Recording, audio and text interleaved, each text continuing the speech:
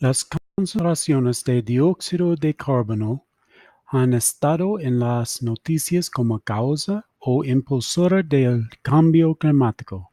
¿Qué significa eso realmente?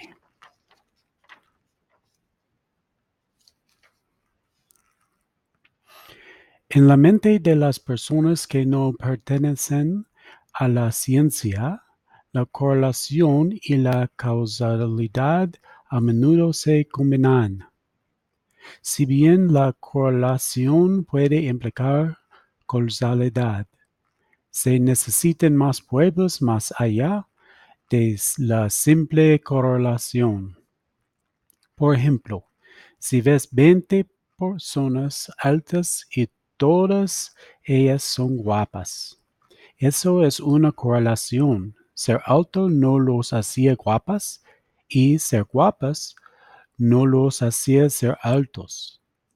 Si cualquiera de estas dos cosas fuera cierta, entonces tendríamos causalidad, pero tenemos muchos ejemplos de personas altas que son menos atractivas y personas más cortas que son guapas para mostrar la falta de causalidad.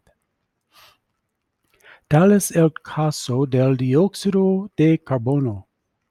Tenemos montones de datos que muestran la correlación con el aumento de los niveles de CO2 y el aumento de las temperaturas globales, pero la prueba de que el CO2 es una de las principales causas del aumento de la temperatura es menos frecuente.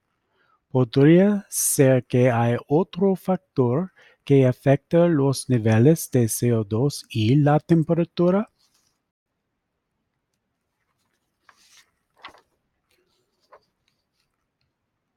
Un invernadero es un edificio creado generalmente de vidrio para permitir la entrada de la luz solar y para atrapar el calor de la luz solar que hace que el interior se caliente más que el exterior y, por lo tanto, respalde la vida vegetal que normalmente no sobreviviría a las condiciones exteriores del edificio.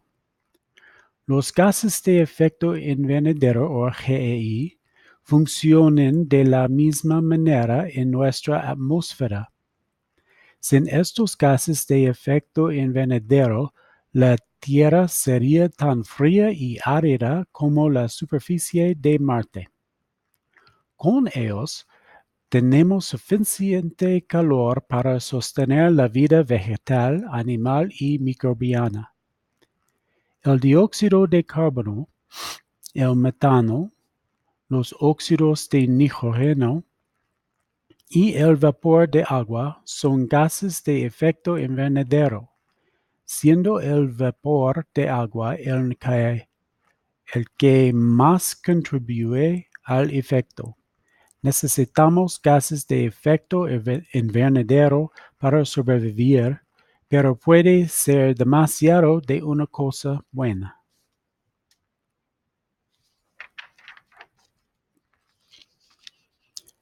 ¿Qué hacen los gases de efecto invernadero? Básicamente actúan como una manta. Cuando está cubierto con una manta, está más caliente que sin una, pero aún puede sentir algo de calor en la parte superior de la manta. Los gases de efecto invernadero permiten que la radiación solar caliente la Tierra. La Tierra luego irradia gran parte de esta energía a medida que las longitudes de onda infrarrojas regresan al espacio.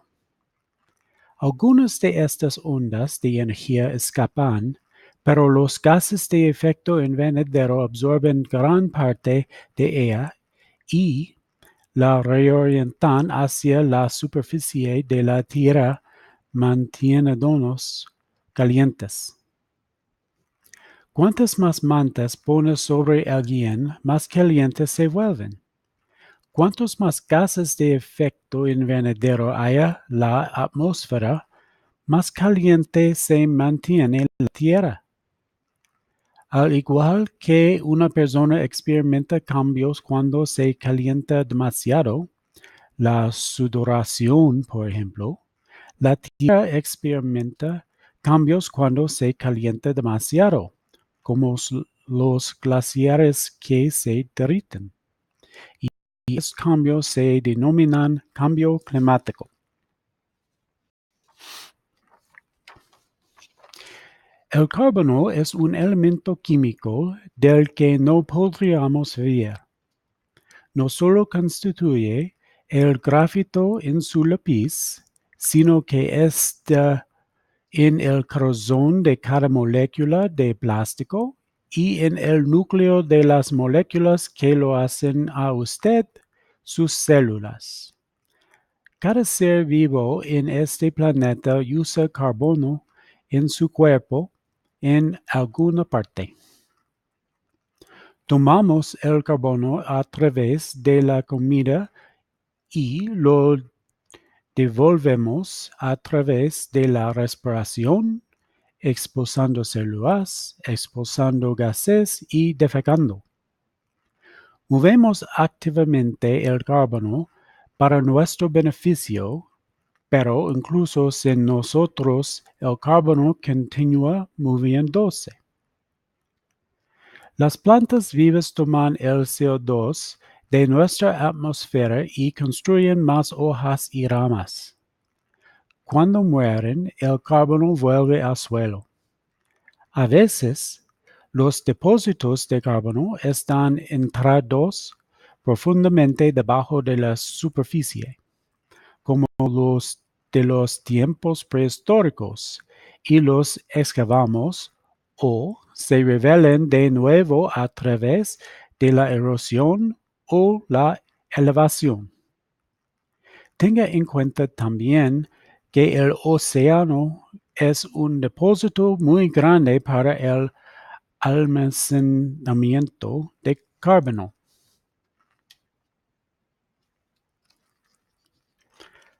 Al observar cómo los niveles de CO2 en la atmósfera se corresponden con las temperaturas promedio globales, las medidas a corto plazo no siguen muy de cerca.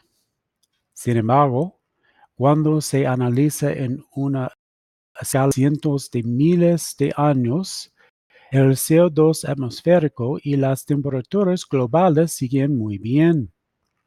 Las diferencias muestran que hay otros factores a tener en cuenta y que el dióxido de carbono atmosférico es un importante motor del clima global en combinación con otros factores como los ciclos de Milankovitch. Muchas fuentes de dióxido de carbono son completamente naturales, como las exhalaciones de animales y las decomposiciones de materia orgánica.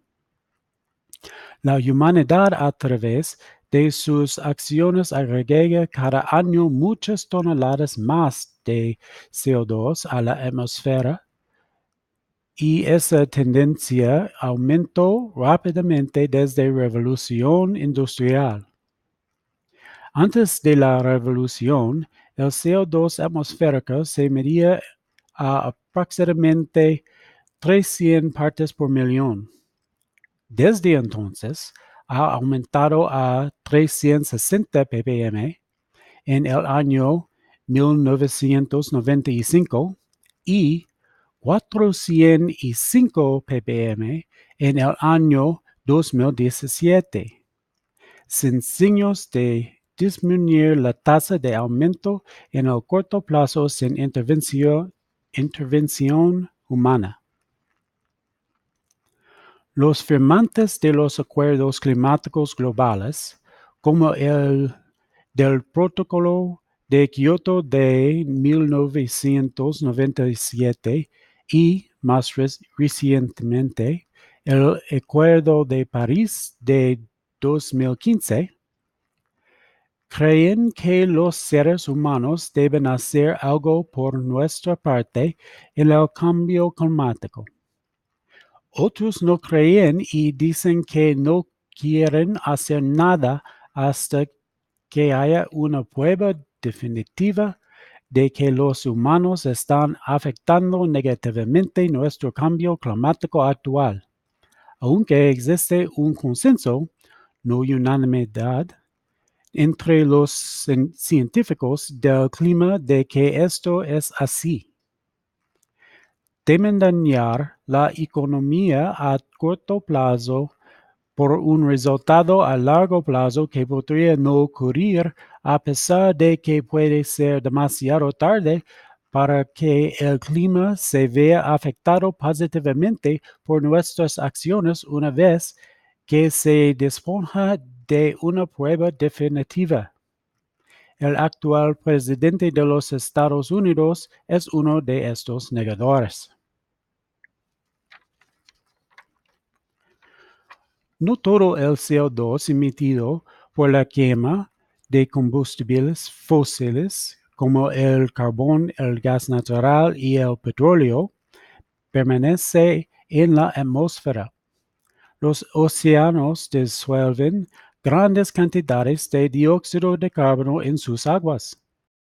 Esto mejora los niveles de CO2 en la atmósfera y ha habido propuestas para bombear millones de toneladas de CO2 capturado en los océanos. Esta no es una solución factible por dos razones. Una, los océanos solo pueden contener tanto CO2, por lo que esto simplemente pospondría lo inevitable. Y dos, cuando se agrega CO2 a los océanos, naturalmente o directamente por los humanos, las aguas desarrollan moléculas de ácido que interfieren con los procesos biológicos naturales como los mariscos construyendo sus conchas protectoras. Una solución prometedora es la reforestación, el cultivo de bosques en tierras previamente despejadas para la agricultura o la ganadería. Los árboles en crecimiento extraen el dióxido de carbono de la atmósfera y lo bloquean en sus troncos, raíces y extremidades durante décadas.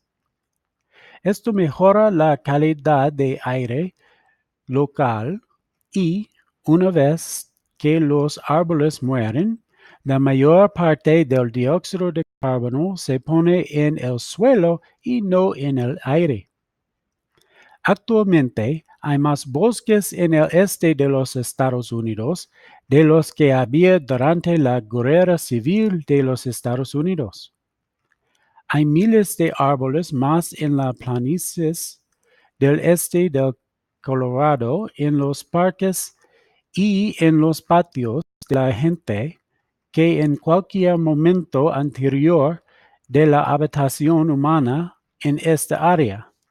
Todos estos árboles están ayudando a eliminar el dióxido de carbono del aire y reducir los efectos de las acciones humanas sobre el dióxido de carbono atmosférico. Algunas escuelas, como se muestra en la imagen superior derecha, están participando en los esfuerzos de reforestación.